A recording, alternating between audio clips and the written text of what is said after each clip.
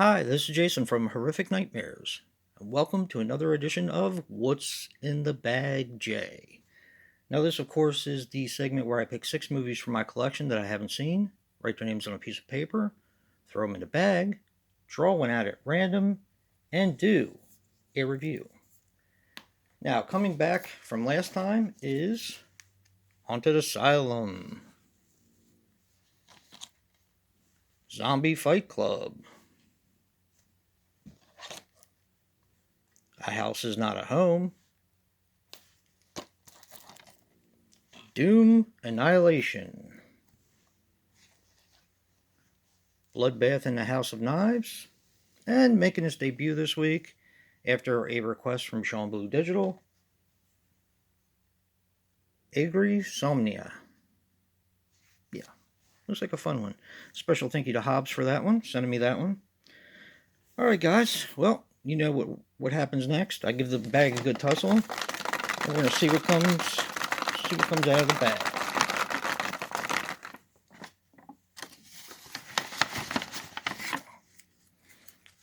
Got one. All right, we have. Okay. Somnia. I believe I'm pronouncing that right. Might not be. But yeah, I'm going to set that aside. And I'm going to set the rest of the movie side by side by side. Now here's what's going to happen. I'm not going to use my trusty Freddy vs. Jason die. I'm going to add one more film to the 5 to make 6. Because what's going to happen next week is there will be no What's in the Bag J, because I'm doing the 12 Days of Christmas, and the week after that as well.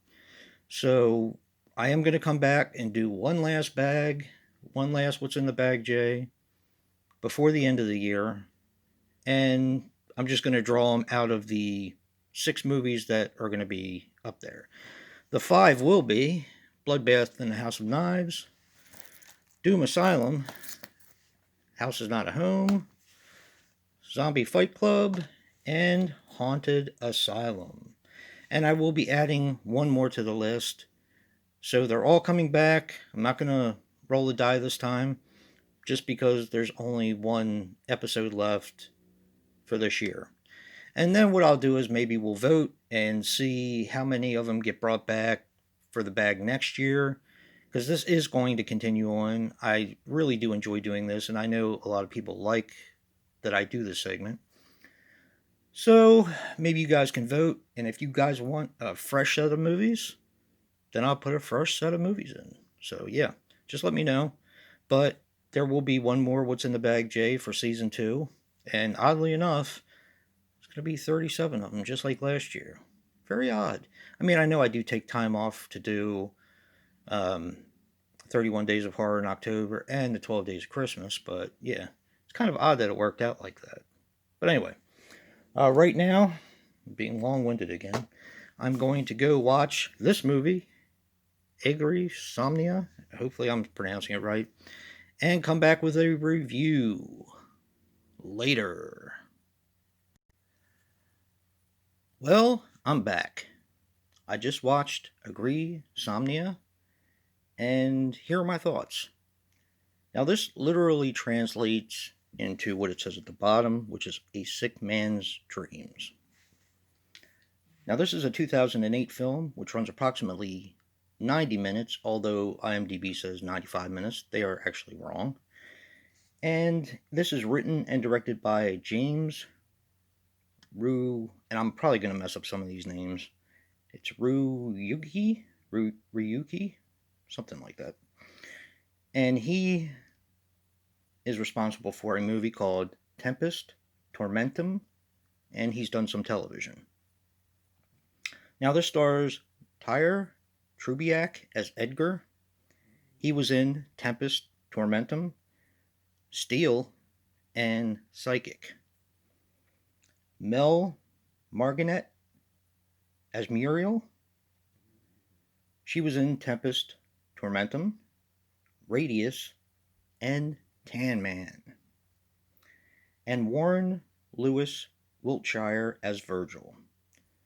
Now, he was in The Lazarus Project, Tan Man, and Capote. Now, this was made for 130,000 Canadian dollars, which translates to US dollars $99,898.50. All right. I am going to give you a very brief synopsis of the story, and I'll tell you why. All right, this tells a very linear story. This is an art house picture, and that's why I'm going to give you a very brief synopsis. Edgar, this is the story of Edgar. Edgar has a wife who is constantly mean to him.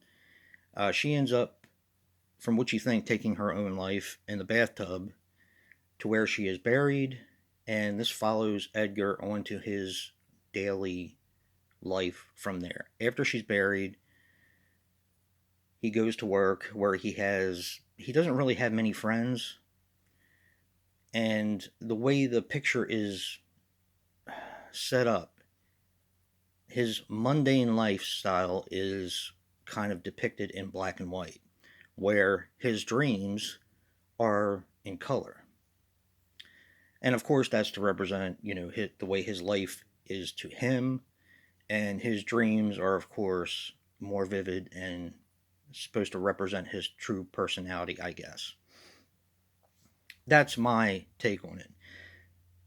And that's where I'm going to pretty much leave it. I really enjoyed this film. As I said before, this is an art house film. And I do like art house movies. Some people don't.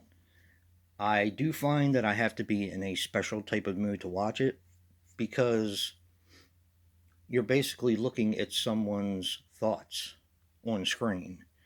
Now, that's true for every movie, but this, particularly with art house movies, you're dealing with the filmmaker and the writer's perception of things. So you kind of have to keep an open mind. Now, as far as acting goes, I don't like to judge acting in art house movies because it's not my vision. So while I found the acting to be a little bit wooden, it was probably supposed to be that way to represent his lifestyle. Art house pictures are very interesting to me because trying to judge an art house picture or critique it is kind of like pissing against the wind. Doesn't really make a lot of sense, because art is very personal and it's also subjective. So my imagination is in trying to interpret what the filmmaker and the musical score and the writers were all trying to translate onto film. And that's not necessarily what they had in mind. My perception is not necessarily what they had in mind. So I always try to go into a art house movie with an open mind. But as I said before, I have to be in a special mood for it. Now, I tried to watch this the night before and fell asleep on it. I wasn't in the mood. Today, I'm much more rested, and I really liked it. Now, as I said before, this does tell a story. And it's the story of Edgar. And a lot of things towards the end tend to make a little bit more sense because it's being told from a different perspective. Whether that's how they intended it to look, I couldn't tell you, because this is not my vision. This is their vision. All in all, I don't recommend art house movies to anyone. Actually, that's not true. I would recommend it to Joe, Brad, or Dave, because I kind of know what Joe's taste is, and it's a lot similar to mine. Dave's the same way. Now, Brad and I have very different tastes, but I also know that he'll take what I say with a grain of salt and, of course, make up his own mind. And if he doesn't like it, he's not going to come back and say, "Why did you recommend this movie to me?" You know what I mean? So, yeah. Art house movies, like I said, are very subjective and they're very personal. And that's about all I can say about this film. So I'm not going to recommend it. I am going to, however, say thank you to Hobbs for sending this to me, and thank you to Sean Blue Digital for asking me to put it in a bag. It just happened to have gotten drawn, and I really, really liked it. So it's kind of one of those things where take it for what it's worth. So, but yeah. If you like what you see in here, hit that like button and subscribe. And until next time, peace.